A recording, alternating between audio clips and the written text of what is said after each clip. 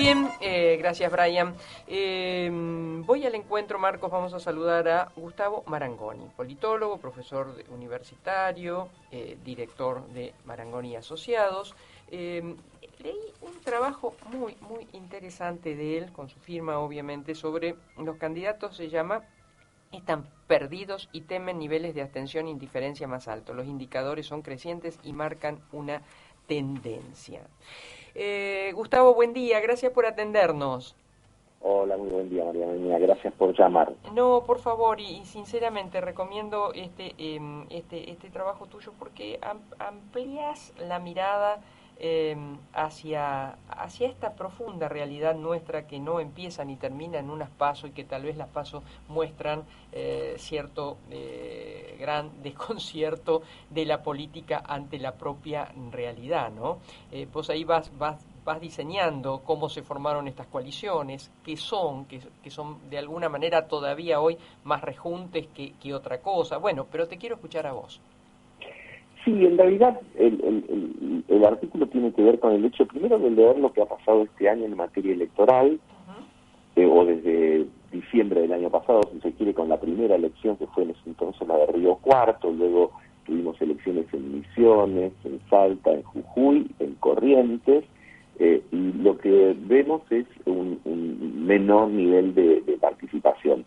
No de una manera dramática, pero sí un menor nivel de participación, para que quienes escuchan tu programa tengan cuantificado esto. Podríamos decir que si en las PASO legislativas del 2013 y en las del 2017 participaron el 77 y el 72% de la población, en estas elecciones provinciales que se han dado a lo largo de este año, ese nivel está entre el 60 y el 70%, con además un crecimiento del voto en blanco y algunos récords muy llamativos, como por ejemplo que en la capital de Salta, cuando se votó hace algunas semanas, el voto en blanco superó el 12%, lo cual es realmente como muy destacado. Pero bueno, eso es muy específico.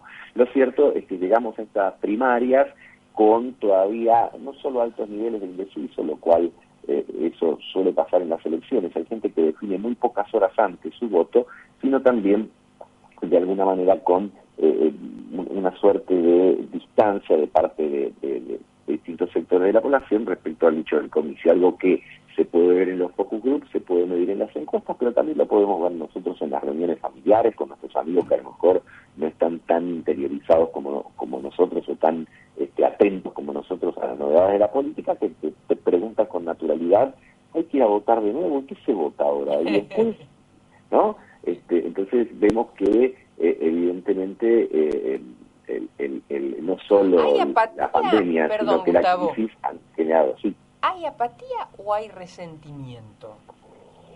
Yo te diría que hay un poco de todo, ¿no? Por supuesto que siempre uno tiene que diferenciar sectores de la sociedad. Yo creo que la generalización que a veces se hace, la gente siente tal cosa, la gente dice tal otra, no corresponde. Hay 2/3 en nuestro país de la población que en realidad ya sabían hace mucho tiempo a quién iban a votar, independientemente de los hechos que vayan sucediendo. Ahora, hay otro tercio que mira con más distancia, con más lejanía, que puede votar en una elección al frente de todos y en la otra elección a Juntos por el Cambio y no sentir que es en eso ninguna contradicción ni ningún problema, o a cualquier otra fuerza, digo, ¿no? Claro, sí. Y ahí sí a lo mejor podemos ver un desencanto, podemos ver hasta cierta bronca respecto, bueno, a muchas cosas que suceden o que han sucedido. Y además pensemos que estamos en un país donde la economía está castigada hace muchos años por la falta de crecimiento y la inflación muy alta, y además también eso se ha visto agravado por todo lo que tiene que ver con la pandemia, las restricciones, la agudización de todo lo que tiene que ver con el trabajo y los indicadores sociales, básicamente el aumento del desempleo y de la pobreza. Claro. ¿Qué cambia el resultado de el lunes? ¿Qué Argentina nos encontramos? Mira, a ver, yo creo que ahí hay que también empezar como a diversificar el análisis, porque desde el punto de vista del Congreso es difícil pensar que estas elecciones generen un cambio sustantivo en el mapa de los diputados nacionales y de los senadores nacionales. Por supuesto que no va a quedar todo estrictamente igual. Algunos tendrán unos diputados más, otros unos diputados menos. Se puede suponer que, como toda elección de mediano término, algunas terceras fuerzas, ya sean provinciales o distritales, puedan crecer algo, pero no es allí, me parece a mí, donde hay que mirar. Creo que lo interesante va a ser, y sobre todo después de la elección de noviembre, es ver cómo quedan las relaciones de fuerza dentro de cada coalición, fundamentalmente del oficialismo, por el hecho de que el oficialismo gobierna, obviamente. Entonces, lo que suceda ahí adentro tiene más implicancias de lo que suceda en Juntos por el Cambio, que sin dejar de ser relevante es una fuerza de oposición. Entonces, como es el gobierno el que va a tener que tomar resoluciones muy significativas, no solo en materia económica, me acuerdo con el Fondo Monetario, Club de París, tema tarifas, cuestiones de la inflación, tipo de cambio, etcétera. Entonces, quienes salgan más fortalecidos o menos fortalecidos dentro de la coalición oficial adquiere una relevancia particular. El lunes, ¿puede haber algún cimbronazo como lo hubo en el 2015 con las pasos aquellas, perdón, 2019? Económico me refiero. No me parece de semejante dimensión, por la sencilla razón de que ahora uno tiene cepo recontra cepo, es decir, hay una serie de controles, de regulaciones y de reglamentaciones que en ese momento no existían. Entonces, desde ese punto de vista, fijémonos que en los últimos días hubo algún movimiento en el mercado del dólar blue, pero estamos hablando de 6, 7 pesos, que no es poco, pero tampoco para lo que los argentinos lamentablemente estamos acostumbrados, tampoco es demasiado, y da la impresión que más allá de que alguna repercusión siempre hay de las elecciones, no sería comparable al agosto del 2019, que fue bastante disruptivo, ¿no? Alberto Fernández ganando, digamos, ¿mantendría su actual estructura de gobierno a un Alberto Fernández perdiendo? Bueno, obviamente que habría diferencias, ¿no? Yo creo que al presidente se le aplica aquello de que la victoria tiene 1000 padres y la derrota uno solo. Si la coalición oficialista gana, él seguramente verá, digamos, fortalecida su posición, pero también va a haber otros socios del Frente de Todos que van a reclamar su aporte al triunfo. Ahora, si sucediese una derrota o una mala performance electoral, es decir, una victoria muy pequeña, las miradas principalmente se dirigirían al presidente por la responsabilidad, en tanto y en cuanto a él le permitieron o le concedieron o le respetaron, el término que cada uno quiere utilizar, la posibilidad de elegir a las cabezas de listas de los principales distritos. Cuando digo principales lo digo por volumen de votos, no por otra cosa, de la provincia de Buenos Aires y de la ciudad de Buenos Aires, que totalizan la mitad del padrón de la República Argentina. Entonces, sobre todo en la provincia de Buenos Aires, la elección no fuese la ideal, bueno, obviamente quien debiera estar más estresado es el presidente. Claro. Otra más sobre el presidente y después te pido una mirada sobre Santa Fe. Sobre el presidente, dicen que aún ganando o aún perdiendo, se radicalizaría el gobierno. En esto, ¿qué información tenés o qué mirada tenés? Mira, por supuesto que son todas especulaciones, pero a mí me da la impresión que es muy difícil que se radicalice porque no hay con qué, digamos, no hay con qué respaldar la radicalización. Es decir, el Banco Central de la Argentina tiene muy pocos dólares. Con lo cual, el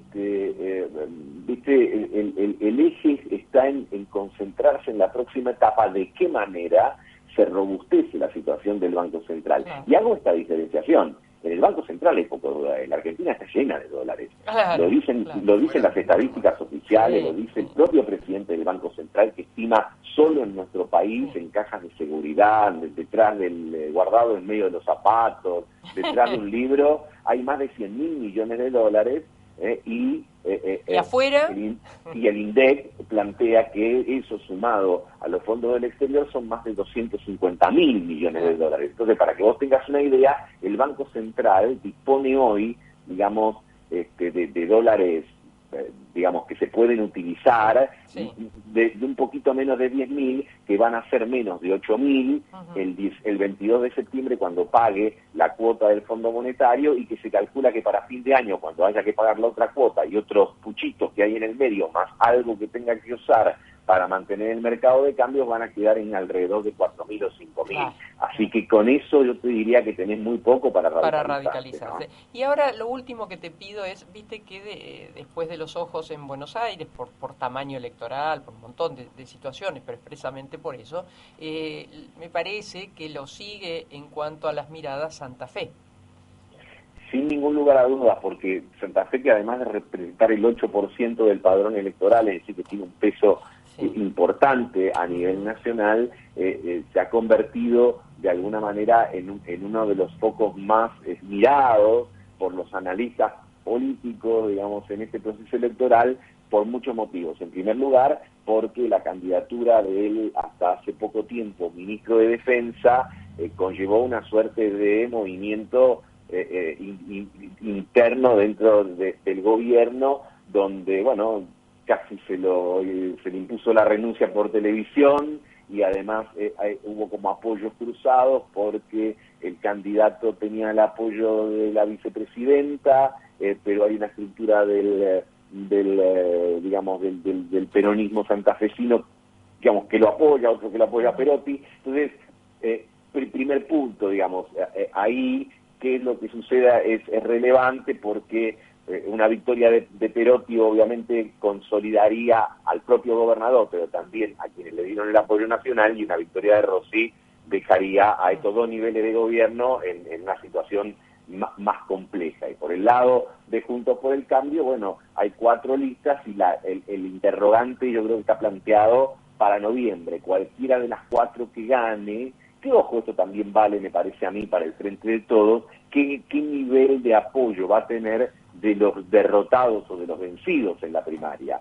Porque muchas veces, y esto excede obviamente a Santa Fe, alcanza cualquier competencia en cualquier lugar del país, el que pierde dice, bueno, dale, arrancá que yo después te alcanzo. Y hay que ver qué nivel de compromiso posterior hay con la candidatura de gobernadores. Por eso aquí me permito compartir una idea con vos. Las fotos de las PASO no son las fotos, no necesariamente son las fotos de noviembre. No, absolutamente. Ya lo hemos repetido muchas veces, pero en política 2 más 2 pueden ser 3, pueden ser 5 y rara vez son 4.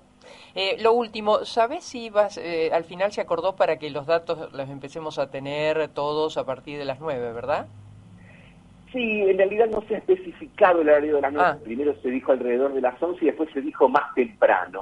Ahí hay todo un tema, pero bueno, también hay que recordar que hasta las elecciones pasadas había 14.000 puntos de votación en todo el país. Este año van a ser 17.000, y eso es posible que ralentice, haga más lento, digamos, el conteo de los votos, pero digamos que a esta altura tenerlo a las 9:30 o a las 10:30, creo yo, no cambia demasiado. Bueno, Gustavo, como siempre, un placer conversar con vos y leerte. El placer Gracias. Es mío. Buen fin de semana. Gracias igualmente. Bueno, Gustavo Marangoni, politólogo, profesor universitario, con quien hemos charlado recién.